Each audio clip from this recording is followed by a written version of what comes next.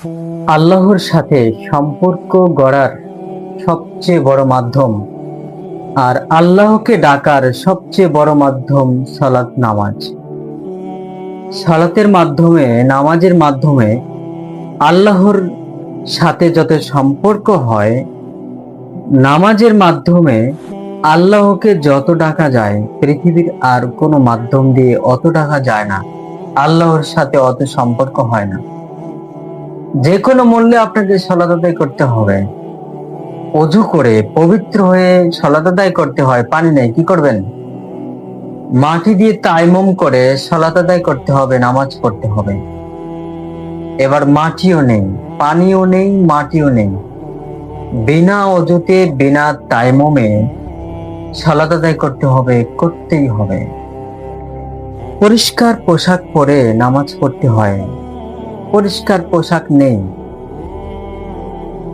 যে পোশাকে ধুলাবালি পেশাব পায়খানা লেগে আছে, ওই পোশাকে নামাজ পড়তে হবে, পড়তেই হবে।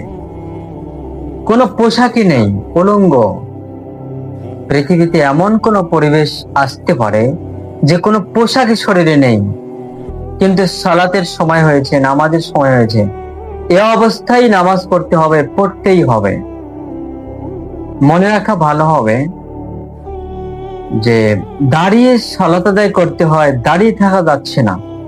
বসে সালাত আদায় করতে হবে, বসেও থাকা যায় না। শুয়ে থেকে সালাত আদায় করতে হবে, করতেই হবে। মনে রাখা ভালো হবে যে পশ্চিম দিকে মুখ করে সালাত আদায় করতে হয়, পশ্চিম চেনা যায় না।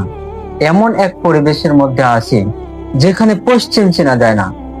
বিনা পশ্চিমে সালাত আদায় করতে হবে, করতেই হবে।